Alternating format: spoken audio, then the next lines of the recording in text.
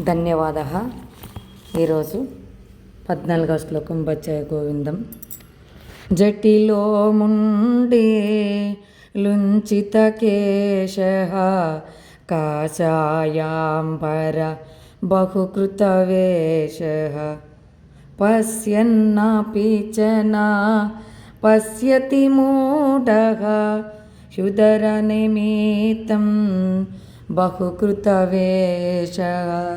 భజ గోవిందం భజ గోవిందం గోవిందం భజ మూఢమతే. జడలు కట్టుకొని జుట్టు కట్టిన వాడే, గుండుగా గీయబడిన తల కలిగిన వాడైనా, వెంట్రుకల్ని ఒక్కొక్కటిగా పీకివేయబడిన తల కలవాడైనా, కాషాయ వస్త్రం ధరించిన వాడైనా, ఇలాంటి అంటే ఒక్కొక్కరు జడలు ధరించి కాషాయాలు వేసుకొని ఇలా నాటకాలు ఆడుతూ ఉంటారు. ఏమి చూడనట్టే గనుడే ఏలినన ఈ వేషాలన్నీ కేవలం ఉదరపోషణకు మాత్రమే చేస్తున్నారు వాళ్ళు.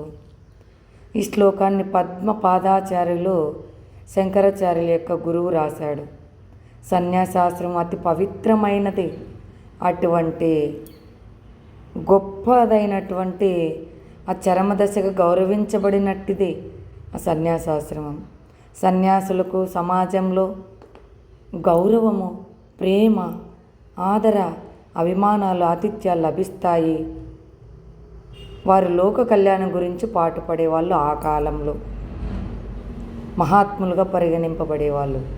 ఇంతటి మహత్తర గౌరవాన్ని సులువుగా చేజెక్కించుకోవాలనేటువంటి ఆశతో ఎట్టి సాధన చేయకుండా కష్టపడలేనటువంటి సోమరులు, కపట వేషధారులు కొందరు సాధు సన్యాసులుగా వేషాలు కట్టి ప్రజల్ని మోసగించి వారి ఆతిథ్యాలు ఆరగిస్తూ పొట్ట పోషించుకునే వృత్తికి అలవాటు పడే వారిని ఉద్దేశించి ఈ శ్లోకం చెప్పబడింది.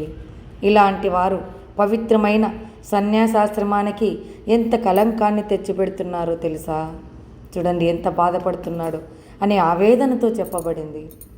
తక్కువ పనితో ఎక్కువ ఫలితాన్ని, మినిమం ఎఫర్ట్ మ్యాక్సిమం కంఫర్ట్ పొందాలనుకునే వాళ్ళు ఈ విధంగా సోమరులు, స్వార్థపరులు, అసలు ఏ పని చేయకుండా ఫలితాన్నంతా తామే పొందాలనుకునేటువంటి తుచ్చమైన బుద్ధి కలిగినటువంటి వాళ్ళు, వారు లోక కంటకులనే చెప్పవచ్చు. వీరు ఇతరులు కృషి చేసి ఉత్పత్తి చేసిన దానిని, సన్యాసాశ్రమాన్ని ఎంతో గొప్పగా వాళ్ళు తయారు చేసినటువంటి ఆ యొక్క ఆశ్రమ ధర్మాన్ని, దానిని దోచుకొని అనుభవించే మనస్తత్వం కలిగినటువంటి వాళ్ళు. ఇలాంటి వారు అన్ని కాలాల్లోనూ ఉన్నారు. ఎట్టి అర్హతలు లేకపోయినా కపట వేషణ ధారణలోనే ప్రజల్ని మభ్యపెట్టి మహాత్ములుగా చలామణి అవ్వాలని ప్రయత్నించే బూటకపు సన్యాసులు ఈ తెగకు చెందినవారు. అందుకే తక్కువ శ్రమతో ఎక్కువ లాభం పొందాలనుకునేది ఇప్పుడు ఒక లలిత కళ వాళ్ళ గొప్ప కళ అయిపోయింది. పొట్టకూటికి మానవుడు చేయరాని ఘోర కృత్యాలన్నీ చేస్తూ, బహుకృత వేషాలు వేస్తూ, మానవత్వాన్నే మర్చిపోయి మన గమ్యం ఏమిటో తెలియని మూఢుడై కొట్టుకుంటున్నాడు. శంకరుల కాలంలో ఉదర నిమిత్తమై ఏ కొద్ది మందో కపట సాధువులు తయారయ్యారు. కానీ ఈ కలికాలంలో నేడు మాత్రం ఎక్కడ చూసినా ప్రతి రంగంలోనూ కపట వ్యక్తులే వర్ధిల్లుతున్నారు. ఇది కేవలం ఉదర నిమిత్తమేనా? కాదు. కామిని దానిపై వ్యామోహము, డబ్బుపై వ్యామోహము, కాంచనాలతో తనివి తీరని కాంక్ష, అదుపులేని దురహంకారము, మమకారం వలన కలిగిన తృష్ణ, వీటికి వశుడైన మానవుడు పశ్యన్నపి చ న పశ్యతి మూఢగా. అలా అర్హత కలిగిన వాళ్ళు ఉన్నారే, వాళ్ళు పలానా స్థాయి అందుకోలేదే అనేటువంటి చూస్తూ కూడా ఏమీ చూడనట్టు మూఢుడై అలా వ్యవహరిస్తూ ఉన్నాడు. ఆత్మతత్వాన్ని తెలుసుకొని జీవించాలి.